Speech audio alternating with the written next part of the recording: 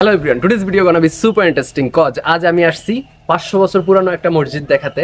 So আপনাদেরকে এখন মসজিদ দেখাবো এবং এটার মসজিদ বিশ্লেষণ করবে আমাদের বন্ধু জাহিদ, সিভিল ইঞ্জিনিয়ার। ভয় পাচ্ছি। আচ্ছা, আমরা এখন ভিতরে যাই, একটু মসজিদটা দেখাই আপনাদেরকে। So let's enjoy some cinematic views.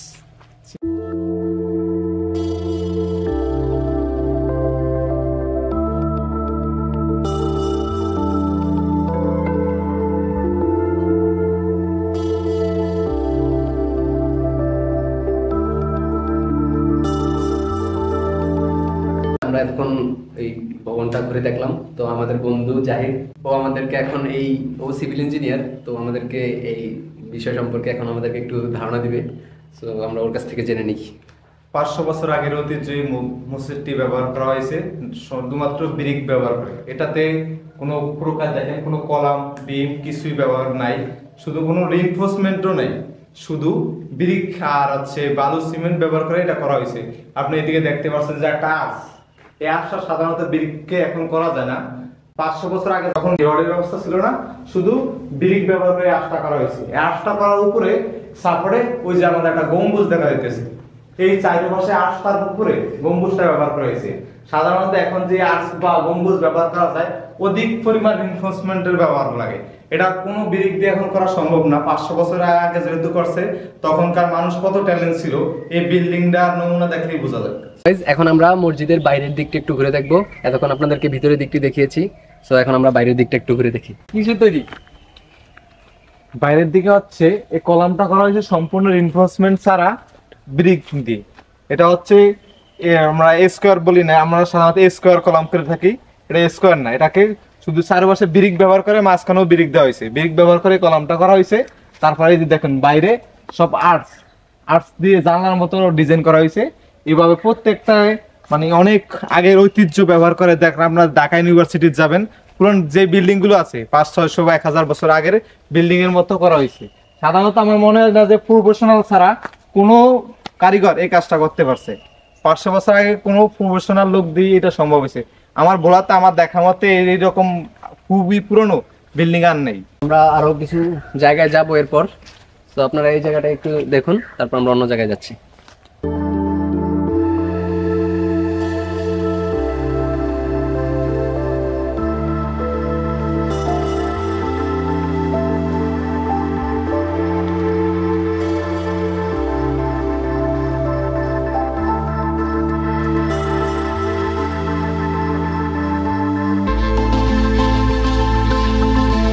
এখন আমরা যাব উদ্যান, যেটাকে মানুষ ইকো পার্ক নামেও চিনে। So let's go.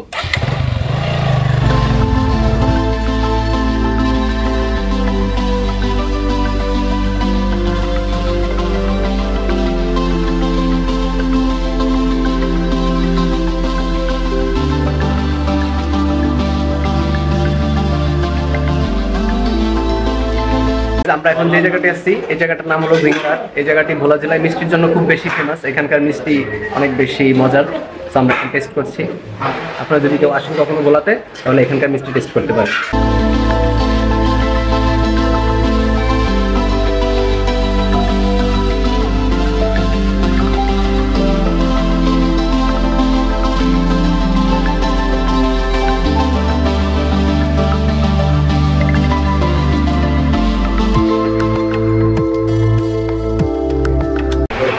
আপনাদের মধ্যে এমন কিছু বন্ধু থাকে না যারা খাবার আসার সাথে সাথেই শুরু করে দেয়?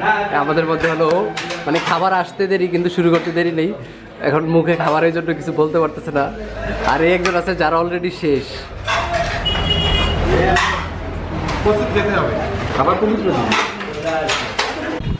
খাওয়া দাওয়া শেষ, সোনার বাংলাদেশ। রোদের জন্য চোখই দেখতেছি না। এখন আমরা চলে যাচ্ছি।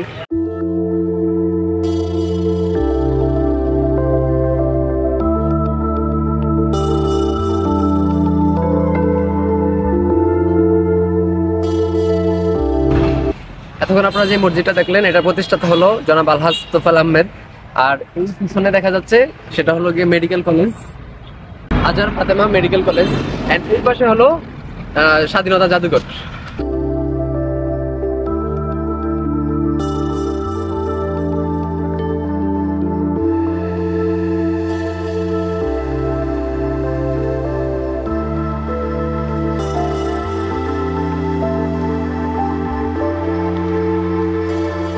চলে এলাম আমরা বঙ্গবন্ধু উদ্যানে। এখন আমরা এই জায়গাটা একটু ঘুরে দেখবো। এন্ড আমাদের বন্ধু আবির আমাদেরকে এখানে ফুচকা খাওয়াবে না? হ্যাঁ। এখানে পিকনিক হচ্ছে একটা, একদম নদীর পাড়ে, তেতুলিয়া মেঘনা নদীর নাম।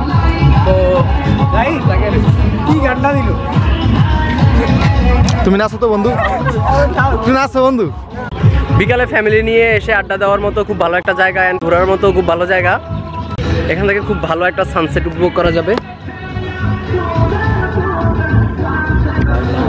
একদম নদীর পাড়ে, খুব মনোমুগ্ধকর একটা পরিবেশ। তো এখানে যদি আপনারা আসেন এরকম নৌকায় ভ্রমণ করতে পারবেন। হাই গাইস, এখানে দেখেন পানি, সব সাদা পানি। আপনারা যদি চান তাহলে একদম হাত দিয়ে পানি ধরতে পারবেন, আর একটু যদি বেশি চান পানি ধরতে তাহলে একদম পানি আপনাকে ধুয়ে দিবে, মানে আপনারা পড়ে যাবেন খুব পিছলা।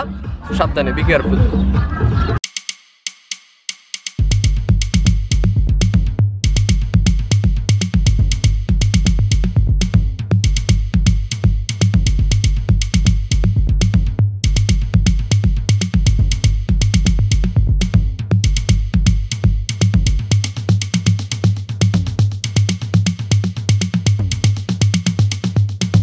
প্রচুর মানুষ, যদি এখানে একটা পিকনিক হচ্ছে এই জন্য প্রচুর মানুষ, তো ভালো করে ঘুরে দেখাতে পারলাম না, অন্য এক সময় দেখাবো।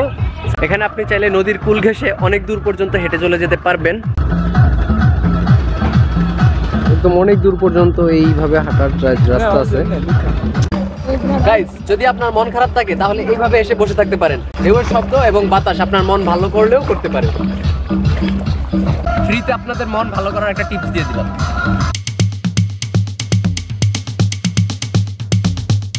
ফুচকা খাওয়া শেষ, খুব একটা বেশি ভালো ছিল না, বাট এক্সপেন্সিভ ছিল কোয়ালিটির তুলনায়।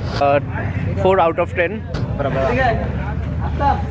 জাহিদের থেকে আমরা একটু রিভিউ নিচ্ছি। ফুচকাটা খুবই জাল ছিল, বোম্বে মেরে ছিল, চাল টক আর মিষ্টির কম্বিনেশনটা খুবই দারুণ ছিল। আমি 10-এর ভিতর 9.5 দিয়ে দিলাম। তুই যে ফুড আপি 10-এর ভিতর 2-এর বেশি দেওয়া যাবে না, কোয়ালিটিও ভালো না।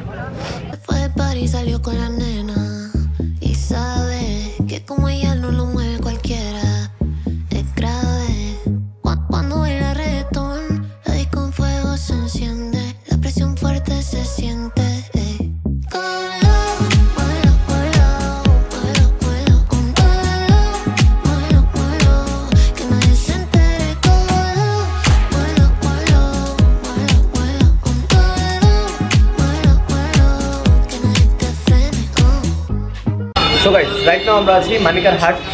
এখানে হালিম খুব ফেমাস, এখানকার হালিম এখন আমরা ট্রাই করবো। তো দেখা যাক কতটা ভালো এখানকার হালিম।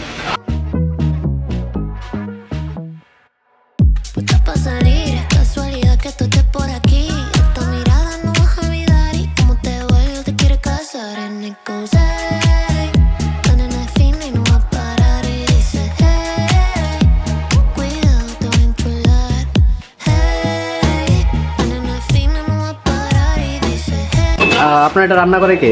আপনি? আপনি? আচ্ছা, ডেইলি কতটুকু বিক্রি হয়? এলে আপনি ধরেন 15,000 টাকা, আর উঠে গেলে শুক্রবার আপনি 20,000 টাকা, 20,000 টাকা সেল হয়। আমাদের ব্যবসার এটা 12 বছর রান্না চলতেছে এখানে।